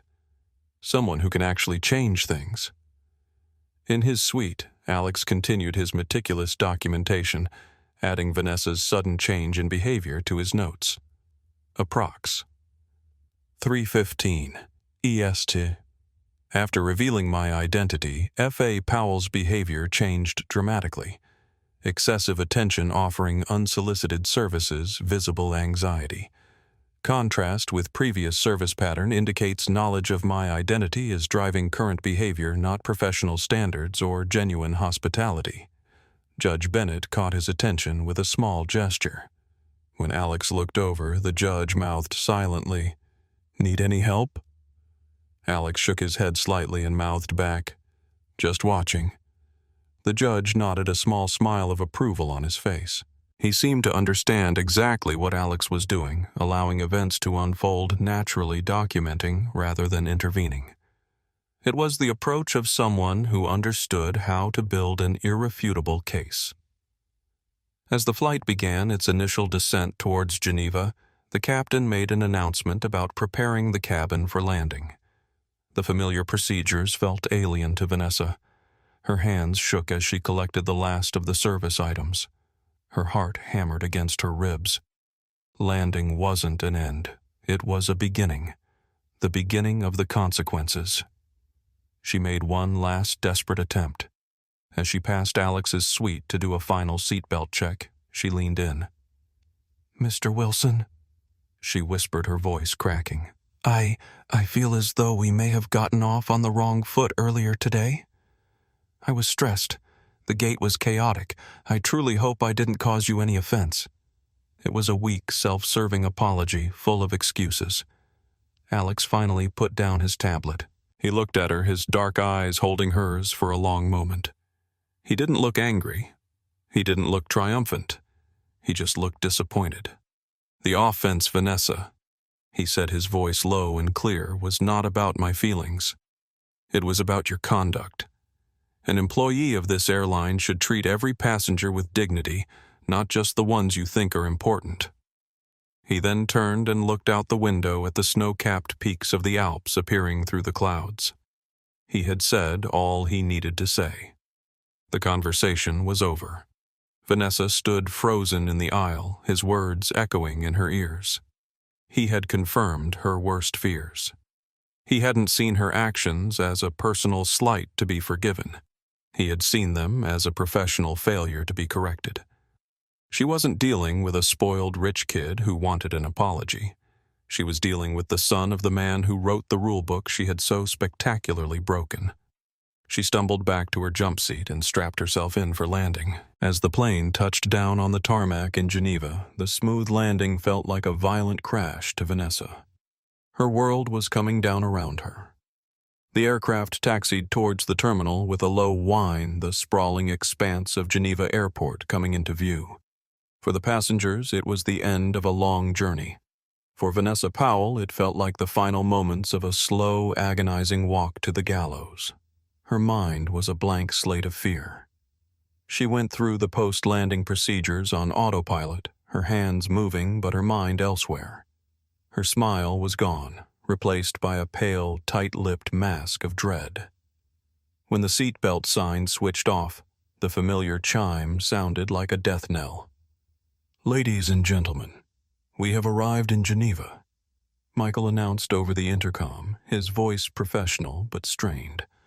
He avoided looking at Vanessa. "On behalf of the entire crew, I'd like to thank you for flying with Skyline Airlines." The first-class passengers began to gather their belongings. Alex was in no rush. He stood up stretched and calmly retrieved his single carry-on bag from the overhead compartment.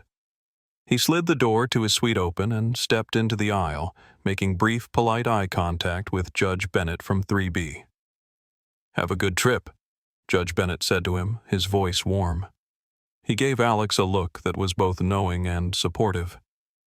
"And for what it's worth, you handled that with remarkable grace." "Thank you, sir." "You as well," Alex replied, a small, grateful smile touching his lips. "As I mentioned, I served with your father on that Commerce Commission," the judge continued in a low voice. "But what I didn't tell you is that I was also the presiding judge in the discrimination case he filed against Transglobal Airways 20 years ago." Alex's eyes widened slightly. "The gate incident that made him start Skyline," Judge Bennett nodded. "The very one. Your father wasn't just denied a seat. He was publicly humiliated, accused of having a fraudulent ticket, and physically removed from the gate. He could have settled for monetary compensation, but he insisted on structural changes.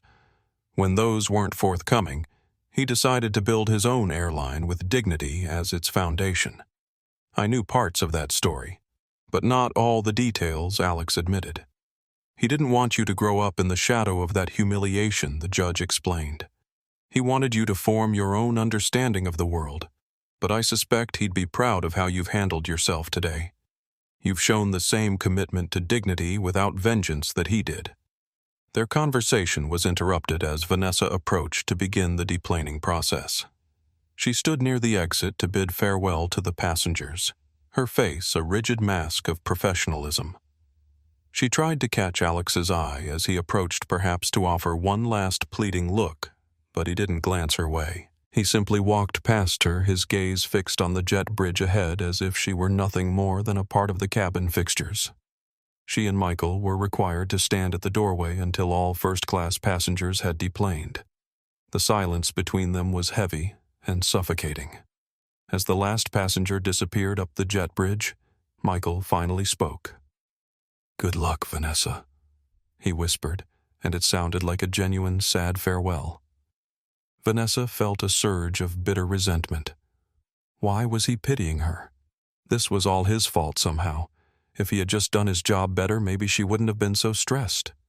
The irrational thought flared and died in an instant, leaving only the cold ash of her own culpability. "Don't act like you're innocent in this," she hissed. "You could have warned me who he was." Michael looked genuinely stunned. "Warned you? So you could have treated him well because of who his father is, instead of treating him well because that's our job. Do you even hear yourself?" Vanessa fell silent, the truth of his words hitting her with unexpected force. "I tried to warn you," Michael continued, his voice low but intense. "Not about who he was, but about how you were behaving. Multiple times. I pulled you aside in the galley after boarding. I spoke to you again after you ignored his call button. I've been trying to get you to see what you were doing for years, Vanessa. This isn't new behavior for you." "What are you talking about?" she demanded. But there was a defensive quaver in her voice. "The woman in 5C last month who you said must be in the wrong cabin because she was wearing traditional African clothing. The elderly Asian couple in 2D and 2F who you forgot to serve until I reminded you. The Hispanic executive in 1A who you insisted must have a companion pass rather than a paid ticket." Michael's voice was steady, relentless. "I've seen it all, Vanessa. I just didn't have the courage to formally report it. That's on me, and I'll have to live with that failure." Vanessa stared at him, her face a mixture of shock and dawning realization. Had it really been that obvious? Had she really been that person? Standard procedure required the cabin crew to do a walkthrough of the aircraft before disembarking themselves. As Vanessa walked through the now empty first-class cabin, she saw Alex's seat 2A. It was neat the blanket folded, the pillow plumped. The only thing out of place was a discarded water bottle. It was a pristine, silent testament to the young man who had sat there quietly observing and documenting her downfall. After completing their checks, the crew finally disembarked. They stepped out of the aircraft and into the sterile environment of the Geneva airport terminal, and that's when Vanessa saw him. Waiting just beyond the jet bridge, standing with an air of quiet authority, was a woman in a sharply tailored charcoal suit. She was tall, with auburn hair and a serious expression. She stood next to Alex, who was speaking to her in a low voice. As the crew approached, the woman in the suit looked up. Her eyes, cold and assessing, swept over the pilots and then settled on the cabin crew. She singled out Vanessa and Michael instantly. Alex concluded his quiet conversation. The woman in the suit nodded, then turned her full attention to the crew. "Captain, an excellent flight as always," she said, her voice resonant and commanding. She then looked directly at Vanessa, and her gaze was like ice. "Ms. Powell, Mr. Garcia, I am Victoria Hammond, Director of European Operations for Skyline Airlines." Vanessa's heart stopped. This was not ground staff. This was senior management. She was here in person. Victoria Hammond was here in person. "Ms. Hammond." Michael stammered, his face pale. "Ms." Hammond gave Michael a brief, almost sympathetic nod before her icy gaze returned to Vanessa. She gestured towards Alex. "Mr. Wilson has just given me a brief overview of his flight experience." The formal corporate language was more terrifying than any shouting could have been. An overview of his flight experience. "He has informed me," Ms. Hammond continued, her voice dropping slightly, becoming even more chilling, "that the service in the first-class cabin was in some respects profoundly disappointing and failed to meet the standards of this airline." Vanessa opened her mouth to speak, to defend herself, to say something, anything, but no words came out. Her throat was tight with panic. Ms. Hammond held up a hand, silencing her before she could even begin. Mr. Wilson has also submitted via his phone a detailed timestamp PED log of several specific incidents. This log has already been forwarded to me, to our head of in-flight services, and to human resources.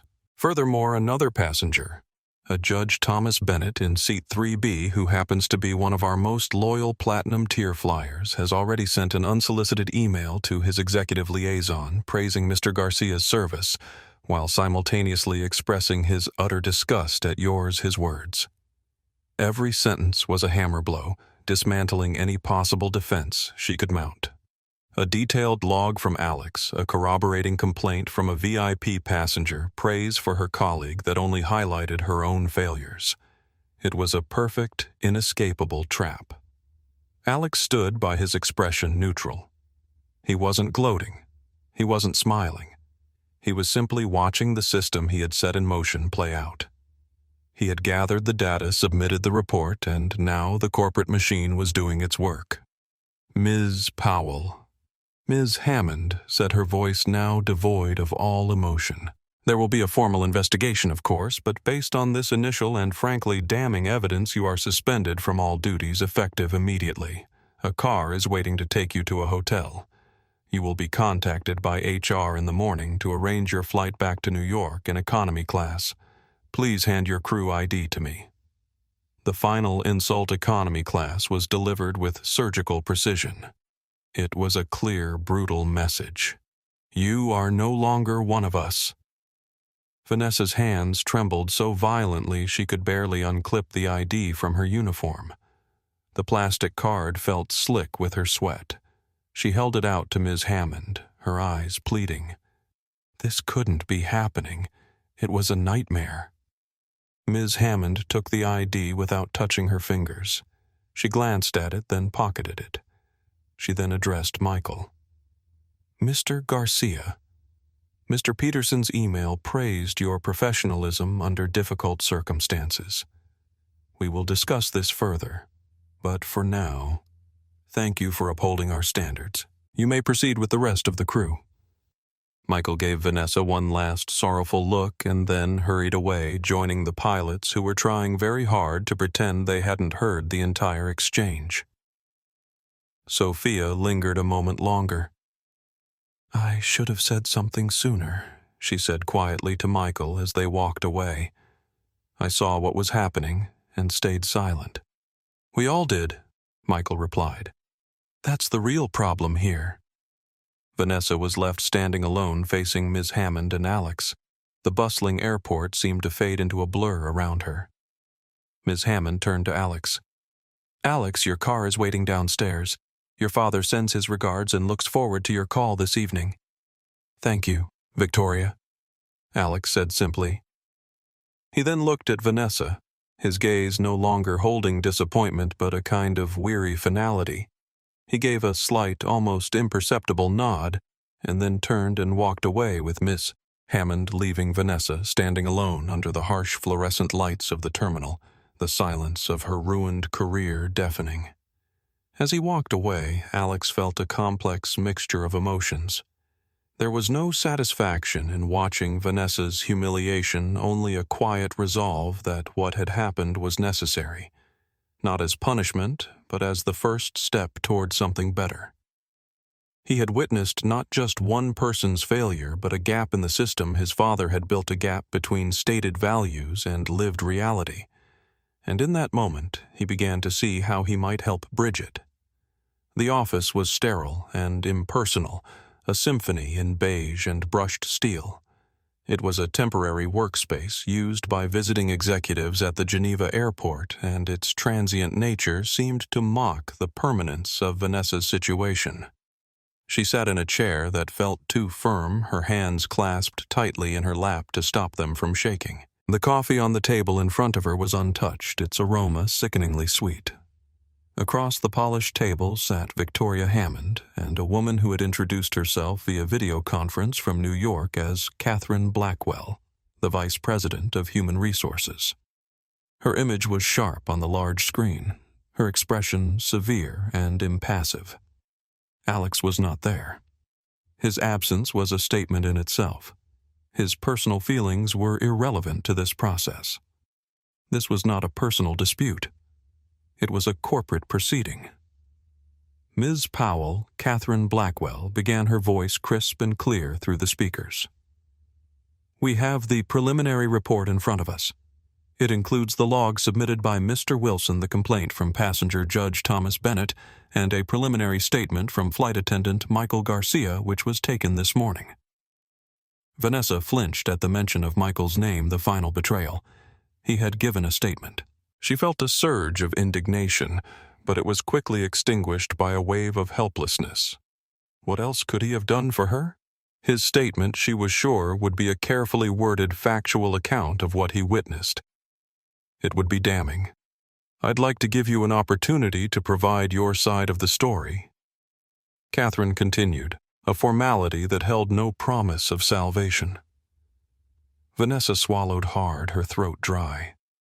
It was a misunderstanding. She began the word sounding weak and hollow even to her own ears. The gate was incredibly busy. I was under a lot of stress. I may have been abrupt, but I never intended to cause offense. Victoria Hammond, who had been silent until now, steepled her fingers and leaned forward slightly. Vanessa, she said, using her first name in a way that felt like a doctor addressing a terminal patient. Let's be very clear. The report doesn't allege abruptness. It details a consistent pattern of targeted unprofessional conduct over a 10-hour period. It began with a challenge to a passenger's right to be in the first-class line. She picked up a tablet and read from it. Oh, honey, I think you've made a wrong turn. Did you win a competition? These are your words, are they not? Vanessa's face burned with shame. Hearing them repeated in this cold, sterile room was a new kind of humiliation. I don't remember the exact words, but it was meant as a joke, a bit of banter. A joke. Catherine Blackwell's voice cut in from the screen sharp as glass. Judge Bennett, a passenger with no connection to Mr. Wilson, did not perceive it as a joke. He called it a disgusting display of condescension. Flight attendant Garcia, in his statement, described your tone as openly contemptuous.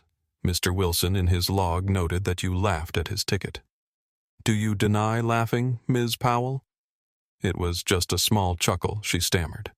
He looked so young. I was just surprised, that's all. Surprised by what exactly? Victoria Hammond asked, her eyes narrowing. Skyline Airlines is a global carrier. We fly people of all ages, all nationalities, all races, in all of our cabins. What precisely was so surprising about a young black man holding a first-class ticket that it warranted laughter? The question hung in the air, a direct and unanswerable indictment of her prejudice. She had no answer that wouldn't condemn her completely. She had laughed because he didn't fit her mental image of a first-class passenger. She had laughed because in her twisted worldview he didn't belong. A memory flashed through her mind. Her own son's face, devastated after receiving his third college rejection letter. Mom, it's not fair, he had cried. They're just letting in minorities to fill quotas. Kids with worse grades than mine are getting accepted because of their skin color. She had comforted him, reinforced his narrative, feeding his sense of victimhood and entitlement, rather than encouraging him to work harder or consider how his essays and extracurriculars compared to others. Now facing the consequences of her own prejudice, she wondered what lessons she had really taught him. She slumped in her chair, the fight draining out of her. I made a mistake, she whispered. You made a series of choices, Catherine Blackwell corrected her coldly. You chose to ignore a call light for 15 minutes. You chose to make insinuating remarks about the passenger having a sponsor. You chose to use your access to the passenger manifest to investigate the source of his ticket payment, a severe breach of passenger privacy. That was the charge that sealed it. It wasn't just about rudeness anymore. It was a flagrant violation of company policy and data privacy laws. This company, Victoria Hammond said, her voice low but intense, was built on a single core principle: dignity. James Wilson built this airline to connect people, not to create barriers. He believes that the logo on the tail of our aircraft is a promise, and that promise is upheld or broken by the actions of every single employee. What you did was not just an insult to a passenger. It was an insult to Mr. Wilson, to the 50,000 employees of this company, and to the very principles it was founded on. She paused, letting the weight of her words settle. Your conduct was not a mistake. It was a betrayal. Vanessa finally broke. The tears she had been holding back began to stream down her face, hot and silent. They were not tears of remorse, but tears of self-pity. Tears for her lost job, her shattered pride, her uncertain future. I have been with this airline for 22 years, she choked out. 22 years. I have given my life to this job. I've missed birthdays, holidays for this company, and the company has compensated you for that service, Catherine Blackwell said, unmoved. Loyalty is not a shield for misconduct.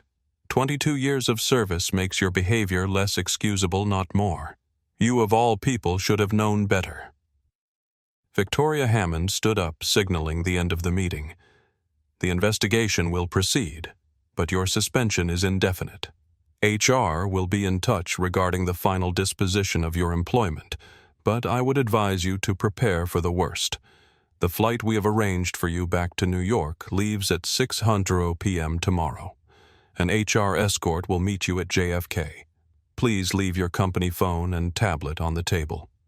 Vanessa looked up at her face a mess of running mascara and despair.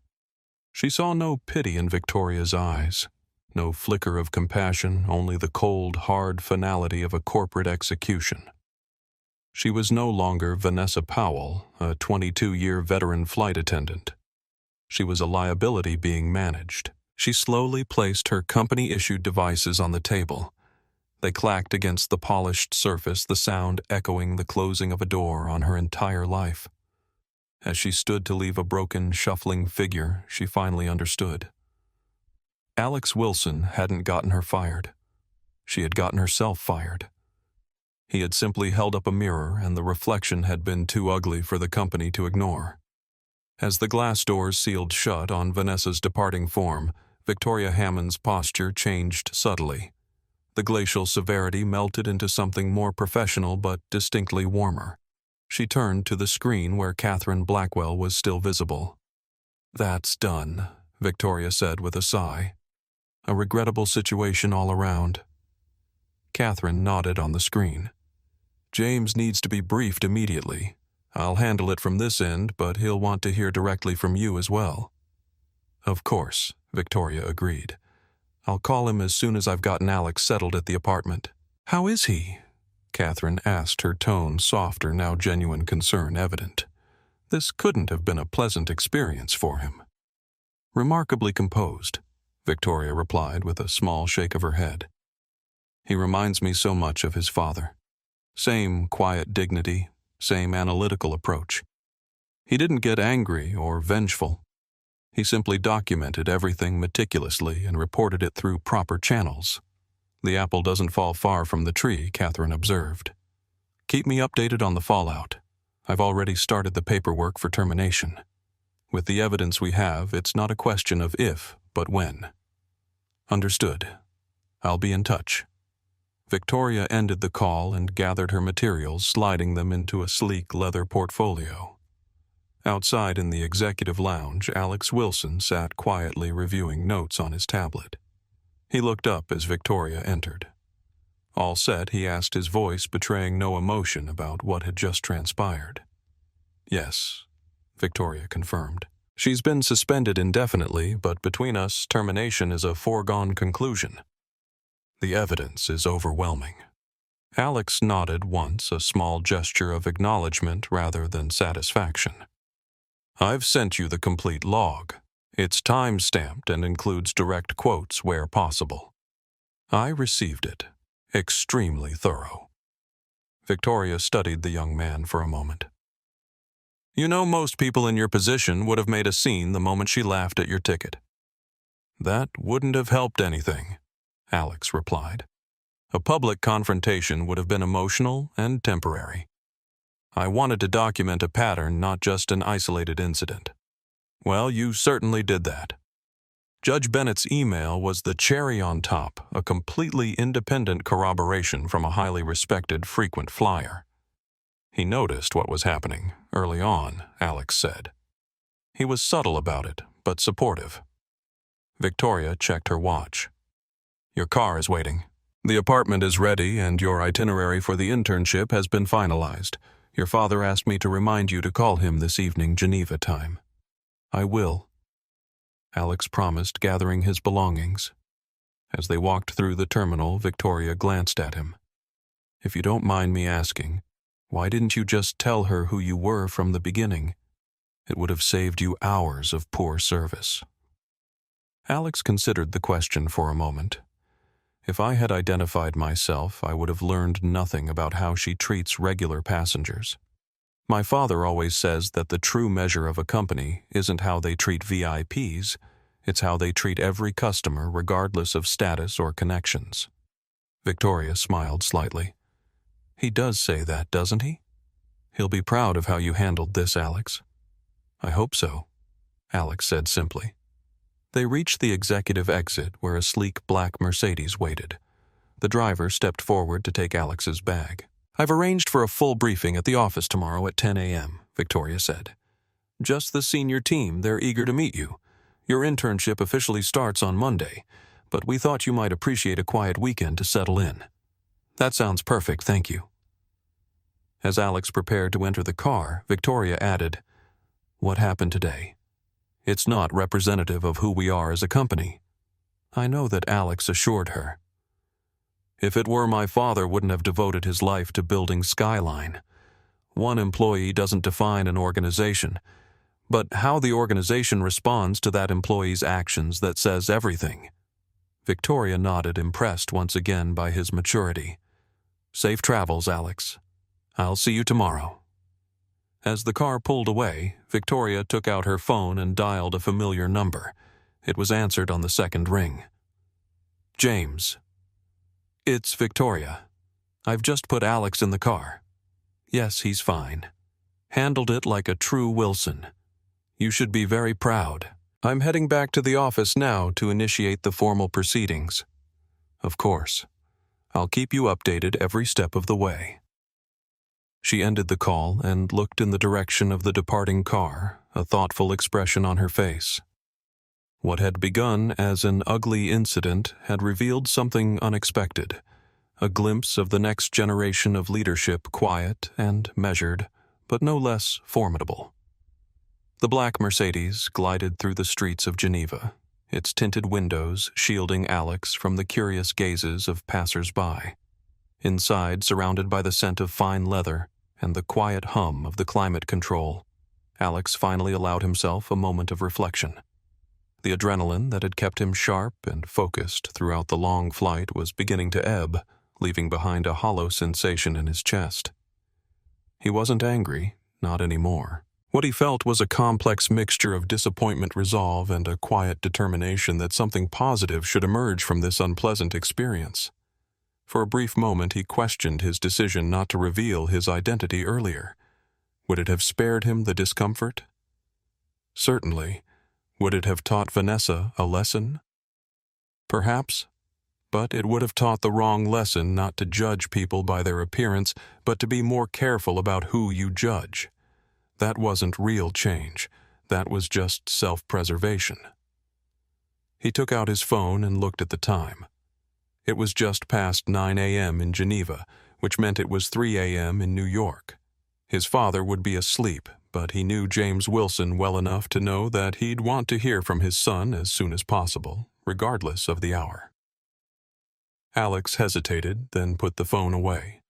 There would be time for that conversation later when he could approach it with clarity rather than the lingering emotions of the encounter. Geneva unfurled outside his window. Elegant architecture, pristine streets, the glittering expanse of the lake in the distance. Under other circumstances, he would have been drinking in the sights, excited about the summer ahead. Now his mind kept returning to the image of Vanessa's face as the realization of who he was had dawned on her. Not remorse for her actions, but fear of their consequences. The car pulled up to a modern apartment building in an upscale neighborhood. The driver opened his door and retrieved his luggage from the trunk. "The penthouse, Mr. Wilson," the driver said. "Ms. Hammond has arranged for everything you might need. There's a welcome package on the kitchen counter with all the information about the apartment neighborhood and your schedule." "Thank you," Alex replied, accepting the keycard the driver offered. The elevator ascended silently to the top floor. When the doors opened, Alex found himself in a spacious, elegantly appointed apartment with floor-to-ceiling windows offering a breathtaking view of Lake Geneva and the distant Alps. It was beautiful, serene, and at this moment, utterly overwhelming. He set his bag down and walked to the windows, watching the sunlight play on the lake's surface. This was supposed to be the beginning of an exciting chapter, his first real step into his father's world. Instead, it had begun with an ugly reminder of the barriers that still existed even in spaces designed to transcend them. His phone rang. The screen displayed, "Dad." Alex took a deep breath and answered. "Hey, Dad. Alex." James Wilson's deep voice came through clearly, warm with concern. "Victoria just called me. Are you okay?" "I'm fine," Alex assured him. "Just arrived at the apartment. Tell me what happened." "Your version, not the corporate report." Alex recounted the events from the beginning, the gate incident, the series of slights during the flight, his decision to document rather than confront, and finally the arrival in Geneva. James listened without interrupting. When Alex finished, there was a moment of silence on the line. "I'm sorry you had to experience that," James finally said, his voice heavy with a mixture of anger and sadness. "But I want you to know that I'm incredibly proud of how you handled it." "I just did what you taught me," Alex replied. "Document, don't escalate. Focus on facts, not emotions." "There's a difference between knowing the principle and having the discipline to apply it in the moment, especially when you're being personally attacked," James said. "Many grown men with decades more experience wouldn't have shown the restraint and strategic thinking you displayed." Alex moved to the kitchen and found a bottle of water in the refrigerator. "I kept thinking about what you always say, that true character is revealed in how you treat people when you have nothing to gain from them. And true leadership is shown in how you respond when disrespected." James completed the familiar saying. "Alex, I don't want this experience to color your view of the company or your internship. What happened was the failure of an individual, not the organization." I know that Alex assured him. Michael and Sophia were professional and kind. Judge Bennett spoke up when he saw what was happening. The corporate response was immediate and appropriate. The system worked even if one person within it didn't. James sighed. "Victoria is handling the formal proceedings. Ms. Powell will be terminated. That's non-negotiable given the severity and pattern of her conduct. But I'm more interested in what we can learn from this, how we can prevent it from happening to others who don't have your last name to protect them." This was familiar territory. James Wilson's approach to any problem was always to look beyond the immediate incident to the underlying patterns and potential improvements. It was how he had built Skyline from the ground up, constantly refining and elevating. "I have some thoughts on that," Alex said, feeling his analytical mind engage with the challenge. "It's not just about punishing one flight attendant. There's something deeper that needs addressing." "Tell me," James encouraged. Alex hesitated suddenly, feeling the weight of responsibility. He thought about Judge Bennett's comments about his father's own experience with discrimination that had sparked the creation of Skyline. "Dad, I was just one passenger who happened to be in a position to document what happened and have it taken seriously. But how many others experience the same treatment and just have to endure it. Too many, James acknowledged grimly. What struck me was the gap between our corporate values and what actually happens in practice. Alex continued, warming to his subject. Everyone knows Skyline's commitment to dignity on paper. It's in our mission statement and our training materials. But somehow, a 22-year veteran flight attendant still felt comfortable showing blatant prejudice. That suggests a disconnect between stated principles and lived reality. You're right, James said. It's not enough to have the right values written down somewhere. They have to be embedded in everything we do, reinforced at every level, measured and held accountable. Exactly. I need to organize my ideas first, Alex replied. Let me call you back this evening when I've had time to think it through properly. Of course. Get some rest. You've earned it. As they said their goodbyes, Alex felt a renewed sense of purpose. What had begun as an ugly confrontation could become the catalyst for meaningful change if he approached it with the same methodical care he'd shown on the flight. He walked back to the panoramic windows, watching boats crisscross the lake's surface. The mountains in the distance stood solid and permanent, a reminder that some things endured beyond the temporary unpleasantness of human failings. In his pocket, his phone buzzed with a text message from Victoria Hammond. Full briefing postponed to Monday at your father's request. Take the weekend to settle in. Car will be at your disposal if needed. Call if you require anything. Alex sent a brief acknowledgement, then set an alarm for a 2-hour nap. The flight's fatigue was catching up with him, and he needed clarity for what came next. As he drifted into sleep, his mind was already cataloging ideas, potential approaches, ways to transform this individual incident into organizational improvement. Across the city, in a considerably less luxurious hotel room, Vanessa Powell sat on the edge of a bed, staring at the wall. Her company phone and tablet were gone. Her crew ID was gone. Her uniform hung in the closet, suddenly nothing more than fabric with no authority. 22 years of identity stripped away in less than 22 minutes. She had not yet cried, not really. The tears in Victoria Hammond's office had been performative, a desperate plea for mercy. Now, alone with the reality of what she had done and what it would cost her, she felt hollow. Her personal phone rang. The caller ID showed Michael Garcia. She hesitated, then answered. "What do you want?" Her voice was flat, defensive. "Just checking if you're okay," Michael said, his tone careful. "If I'm okay?" Vanessa laughed, a harsh sound. "I'm suspended, about to be fired, and blacklisted in the industry I've given my entire adult life to. No, Michael. I'm not okay." "I'm sorry," he said simply. "Are you? Did you tell them everything? Every little mistake I made?" Michael's voice hardened slightly. "I told them what I saw, Vanessa. Just like Judge Bennett did. Just like Alex Wilson did. And it wasn't little mistakes. It was a pattern of deliberate behavior." "He set me up," she hissed. "He could have told me who he was from the beginning. Would that have changed how you treated him?" Michael asked. "Would you have been respectful to him as a person, or just afraid of his last name?" The question hung in the air between them, unanswerable, because they both knew the truth. Her silence was admission enough.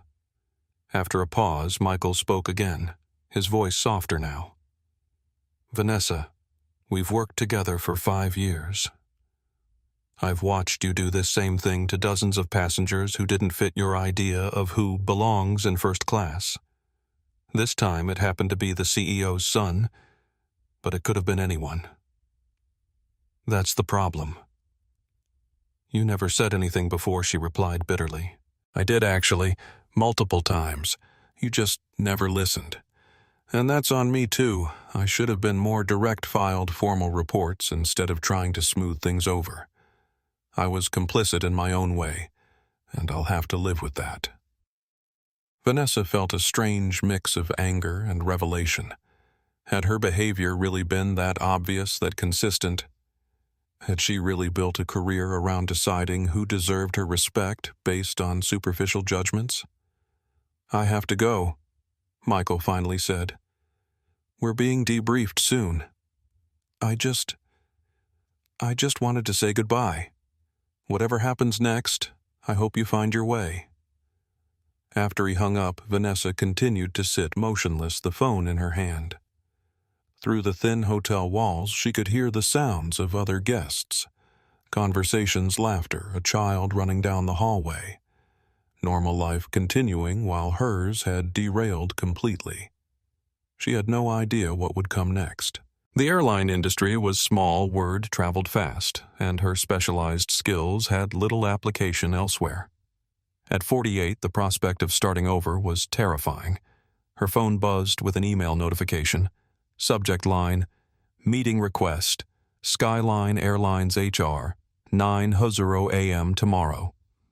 The body contained only meeting details and a tersely worded reminder to bring all company property still in her possession.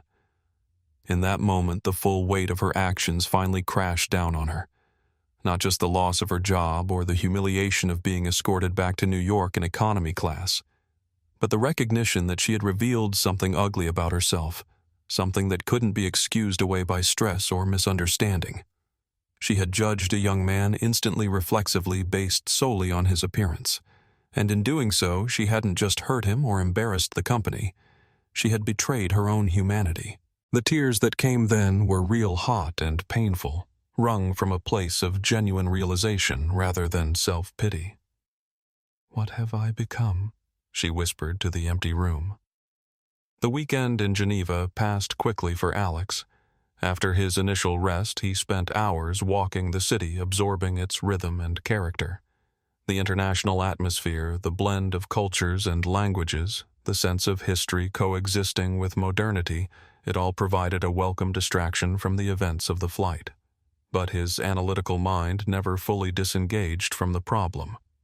Throughout his explorations, he was processing, categorizing, developing a framework for what had happened and how similar incidents might be prevented in the future.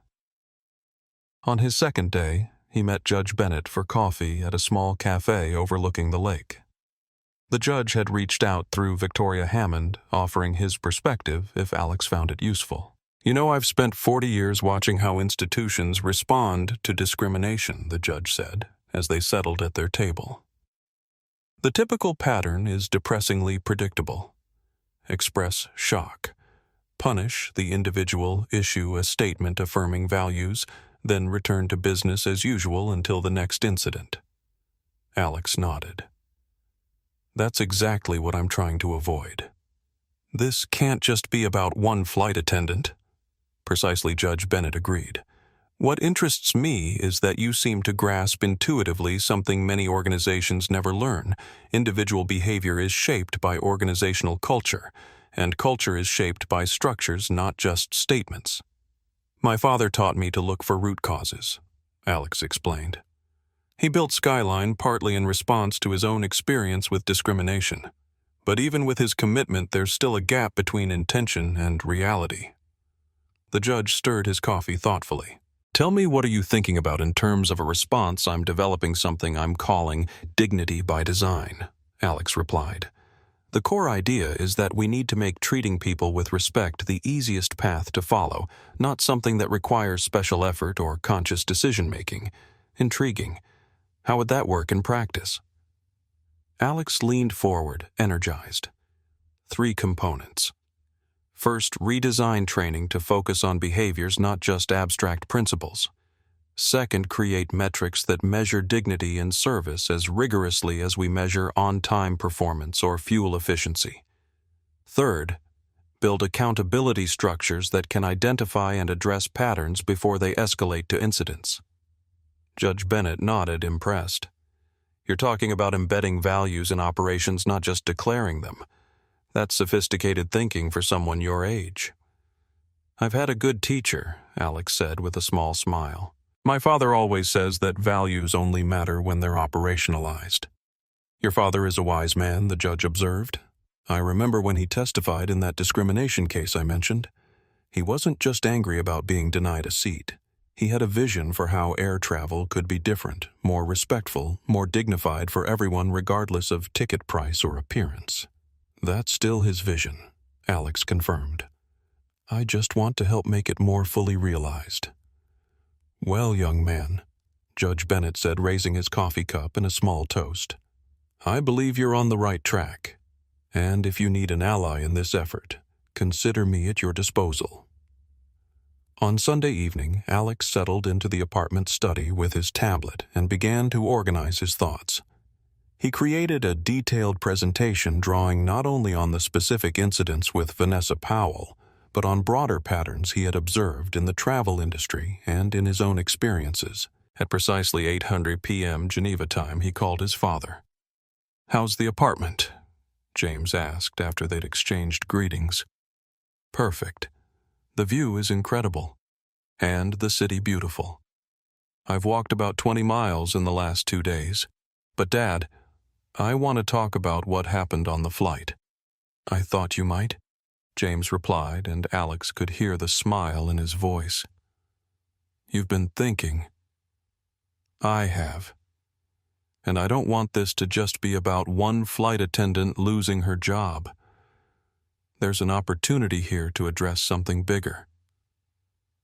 "I'm listening." Alex took a deep breath. "What happened to me happens to people every day who don't have the Wilson name to protect them.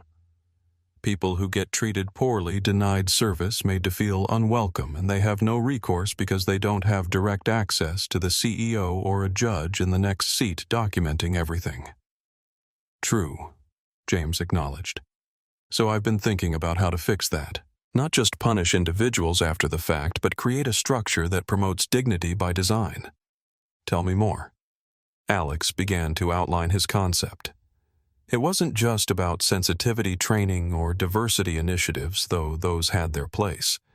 It was about creating measurable standards, accountability structures, and feedback mechanisms that would make treating all passengers with dignity the path of least resistance rather than a special effort.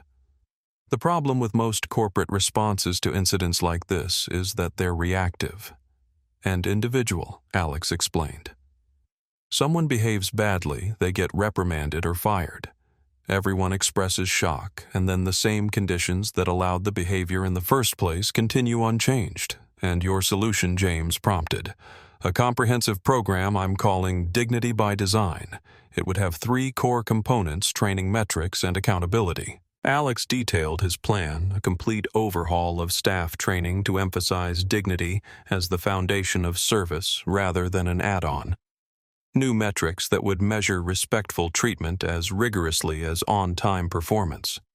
And accountability structures that would reward consistent dignity in service while identifying and addressing patterns of problematic behavior before they escalated to incidents like his. The key insight, Alex continued warming to his subject, is that most people don't set out to be biased or disrespectful. But in high-stress environments without clear standards or consequences, people default to shortcuts and assumptions. If we want better behavior, we need to design structures that make dignity the easiest path to follow. James was silent for a moment after Alex finished. Then he said, "You've given this a lot of thought." "I have. It's ambitious. It needs to be. Incremental changes produce incremental results. If we want to lead the industry in this area like we do in operational performance, we need to be bold." "You sound like me 20 years ago," James said, a note of pride evident in his voice. "All right, here's what we'll do. Present your concept to Victoria and her team tomorrow. If they see the same potential in it that I do, we'll form a task force to develop it further with you as a key contributor." Really, Alex couldn't keep the excitement from his voice. "Really. This isn't charity or nepotism, Alex. It's recognizing a good idea and the person best positioned to champion it. You experienced the problem firsthand, you've thought deeply about the solution, and you bring a perspective that many of our executives simply don't have. That's valuable." The conversation shifted to logistics, how the presentation should be structured, who would be in the room, what the immediate next steps might be. By the time they hung up, Alex felt a sense of purpose that transcended his original internship plans. What had begun as an ugly incident was transforming into an opportunity for meaningful change. That night, as he prepared for bed, Alex found himself reflecting on how drastically his plans had changed in just a few days. He had come to Geneva expecting to spend the summer learning finance and operations, the technical aspects of the family business. Instead, he was being thrown into something far more fundamental, the human architecture of the company, the invisible structures that shaped how people treated each other. Part of him felt a tremor of uncertainty. Was he ready for this? Did he have enough experience to propose organizational changes to seasoned executives? But then he thought about his encounter with Vanessa, about Judge Bennett's quiet support, about his father's confidence in him. He had seen the problem clearly. Perhaps that clarity of vision was exactly what was needed. The next morning, dressed in a crisp suit rather than the casual clothes he'd planned for his first day, Alex entered the Skyline Airlines Geneva office. Victoria Hammond greeted him personally, leading him to a conference room where the local executive team was assembled. "Everyone," Victoria announced, "this is Alexander Wilson. Many of you know him as James's son, but today he's here with a proposal I think deserves our full attention." Alex stepped forward, tablet in hand, ready to present his vision. As he looked around the room at the attentive faces, he felt none of the nervousness he might have expected. Instead, there was a quiet confidence born of conviction, the belief that from one person's failure of dignity could emerge a structure designed to elevate everyone. "Thank you for meeting with me," he began. "I'd like to talk about how we can make Skyline Airlines not just the most punctual or comfortable airline in the world, but the one that leads the industry in treating every passenger with unfailing dignity. And I believe it starts with a concept I'm calling dignity by design." 1 year later, Alex stood before a lecture hall filled with business students at the University of Geneva. As part of a guest lecture series on ethical leadership, he had been invited to share the Dignity by Design story as a case study in organizational transformation. "The most powerful lesson I learned through this experience," he told the attentive students, "is that true leadership isn't about asserting authority. It's about using influence to build structures where dignity becomes the default, not the exception." He clicked to a slide showing the ripple effects of the program not just within Skyline Airlines but across the industry. Competitors had launched their own versions. Industry associations had created new standards. Regulatory bodies were incorporating the frameworks into passenger rights provisions. What began as one flight attendant's failure has catalyzed change that will affect millions of travelers. Alex continued, "Not because we focused on punishing that individual, but because we recognized the opportunity to address the underlying conditions that allowed her behavior to develop unchecked." A student raised her hand. "But wasn't the flight attendant fired? Isn't that punishment?" "She was held accountable for her actions." "Yes," Alex acknowledged. "Individual accountability is necessary. But if we had stopped there, simply terminated her and moved on, we would have missed the bigger opportunity." The question that drove Dignity by Design wasn't, how do we punish one employee, but how do we create conditions where this behavior becomes the exception rather than a common occurrence? The following week, Alex boarded another Skyline flight, this time returning to New York for a brief visit home. As he settled into his seat, the flight attendant, someone he had never met before, greeted him with genuine warmth. "Welcome aboard, Mr. Wilson," she said, her smile reaching her eyes. "It's an honor to have you with us today." "Thank you," he replied. "But please, it's just Alex." As the aircraft lifted from the runway, carrying him homeward, Alex felt a sense of completion. The circle that had begun with humiliation and documentation had transformed into recognition and implementation.